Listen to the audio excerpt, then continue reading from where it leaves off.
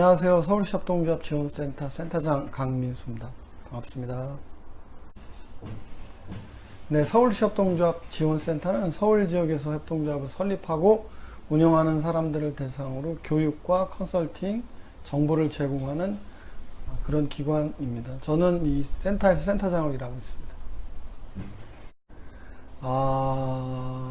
서울시 협동조합지원센터가 지원하는 협동조합은 협동조합 기본법상의 일반 협동조합, 사회적 협동조합 같은 것들을 포함하고, 유형으로는 우리가 잘 알고 있는 뭐 소비자 생활 협동조합, 그다음에 직원 협동조합, 이런 것들이 주로 만들어지고 또 운영되고 있어요. 그리고 협동조합이 가지는 사회적 의미, 역할 같은 거는 그 협동조합 자체는 공동으로 소유하고 민주적으로 운영되는 사업조직인데, 대개는 한 개 이상의 필요를 사업으로 바꿔나가는 사업조직이라고 말할 수 있습니다. 예를 들면 물건을 혼자 사는 것보다 같이 사는 게 좋잖아요. 그럼 물건값이 싸지죠. 그래서 공동으로 물건을 구매한다거나, 아니면 시설을 공동으로 이용해서 비용을 낮춘다거나, 아니면 자기 혼자 일자리를 만들기 어려운데 같이 사람들끼리 모여서 협력해서 일자리를 만들고 유지해 나가는 그런 형태의 사업조직이라고 보시면 좋을 것 같습니다. 2012년 11월 협동조합 기본법이 시행되고 전국적으로 협동조합들이 많이 만들어졌죠. 그리고 서울만 해도 한 800여 개 정도 그 해에 만들어졌죠. 2013년에. 그 뒤에 조금씩 줄다가 2017년까지 줄었어요. 그러다 2017년부터는 다시 서울 같으면 한 500개 수준에서, 전국에서는 1년에 한 1800개 수준에서 다시 이렇게 꾸준히 만들고 있어서 2017년을 기점으로 해서, 그러니까 2013년 이렇게 쭉 떨어져 2017년 기점으로 다시 협동조합이 안정적으로 만들어지는 추세에 있다고 말할 수 있습니다. 일단은 공유경제하고 플랫폼 경제는 같은 경제는 아니에요. 공유경제는 쉽게 얘기하면 아나바다 같은 거예요. 아껴 쓰고 나눠 쓰고 다시 쓰고 바꿔 쓰는 거예요. 그러니까 일시적으로 사용하지 않는 것들을 나누어 쓰는 형태, 바꿔 쓰는 형태의 것들을 우리가 공유경제라고 해요. 공유경제는 아무 문제 없죠.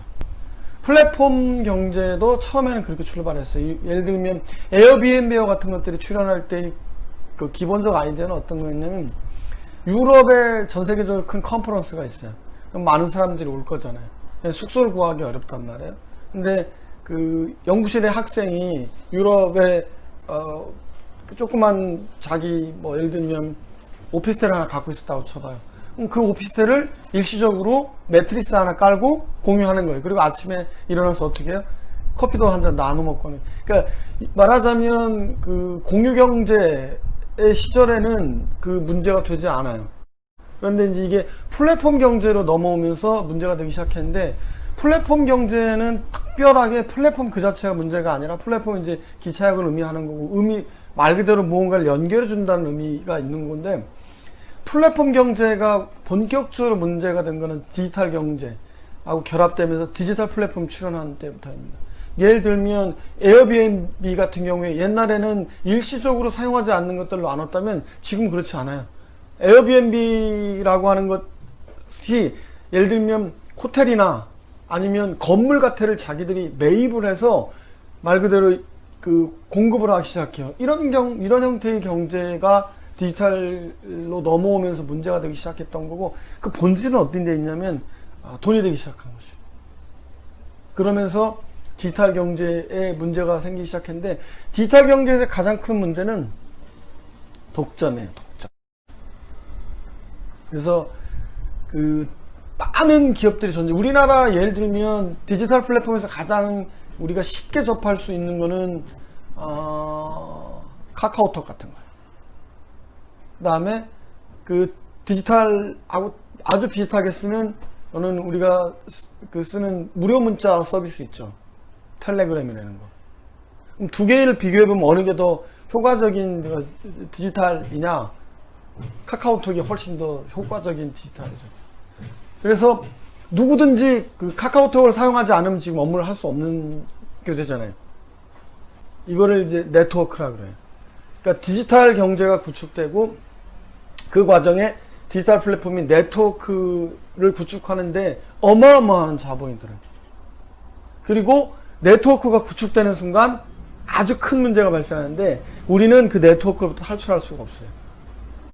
락인 효과라고 그래요. 그래서 네트워크를 구축하고 락인이 딱 걸리면 우리가 거기를 탈출할 수 없게 돼요. 이제 전환 비용인데 전환하는 사례가 생기죠. 아까 얘기한 대로 그 다른 형태의 무료 문자 서비스를 이용하는 이유는 뭐예요? 텔레그램은 그거는 보안성이 있기 때문에 그걸 이제 킬러 컨텐츠라고 해요. 그래서 기본적으로 그 공유 경제가 디지털과 결합되면서 디지털 경제로 전환하면서 문제가 발생하기 시작한 거죠. 그전에는 아껴 쓰고 나눠 쓰고 다시 쓰고 바꿔 쓰는 형태에서는 전혀 문제 없었어요. 근데 디지털이 결합되고 플랫폼이 구축되면서 이 과정에서 독점이 생겼고, 이 독점이라고 하는 걸 다른 표현하면 네트워크 효과라고 말할 수 있고, 네트워크가 구축되는 순간 락인이 발생하고, 락인이 발생하는 순간 스위칭 할 수 없어요. 이런 과정에서 이제 어떤 문제가 생기냐면 디지털 플랫폼에 대한 전유, 독점의 문제가 발생하기 시작합니다. 이제 우리 사회에서 그런 문제들이 지금 디지털 경제를 둘러싸고 발생하는 가장 큰 문제이고, 두 번째 문제는 그 디지털 경제 속에서 발생한, 디지털 플랫폼 경제에서 발생하는 노동의 문제 같은 거예요. 우리가 이제 소위 그 단시간에 노동하거나 아니면 누가 고용주인지 알 수 없는 형태의 노동이 발생하게 되면서 이런 그 디지털 플랫폼 그 자체가 발생하는 발생시키는 문제, 그 다음에 그 속에서 발생하는 노동의 문제, 이런 것들이 이제 전반적으로 현재 우리 사회에서 발생하는 디지털 경제의 문제라고 얘기할 수 있고, 그런 문제를 이제 해결해 나가야 되잖아요. 그래서 이제 출연한 게 우리가 얘기하는 플랫폼 협동조합. 에바도 아직 성공한 사례는 아니고 출연한 사례고요. 그 대자본인 우보하고 경쟁해서 살아남기 쉽지 않을까요? 근데 이제 그 지역사회하고 캐나다 이제 퀘벡이라는 지역사회하고 그 지역사회에서 사회적 경제 조직하고 그들을 파이낸스 해주는, 그 도와주는 금융 쪽에서 같이 이렇게 모아서 그런 사례를 만들어 나가는 좋은 시도라고 보면 좋겠어요. 그리고 우리 지금 우렁각시 같은 게 이제 어벤고라고 하는 건데, 그런 것들도 이제 출연을 하고 있어요. 그래서 아직은 그 기존의 그 주식회사 형태의 이윤을 목적으로 하는 플랫폼 기업에 비해서 협동조합 플랫폼 기업이 성공한 사례가 있냐, 시도하고 있는 단계이지 성공했다 이렇게 말할 수는 없습니다.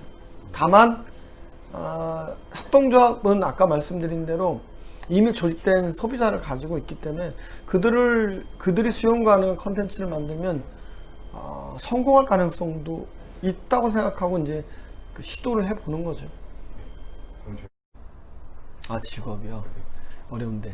그 직업을 얘기하려면 직장을 먼저 얘기해야 될 것 같아요. 옛날의 개념은 그 일정하게 이제 하나의 공간에서 같이 일을 하는 직장의 개념이 있었잖아요. 근데 이제 우리 사회가 굉장히 유연한 노동이 이렇게 들어오고 그러면서 직장을 자주 옮기게 되죠. 그러면서 이제 그 점과는 좀 다르게 그 개념적으로 등장한 게 저는 직업이라고 생각해요.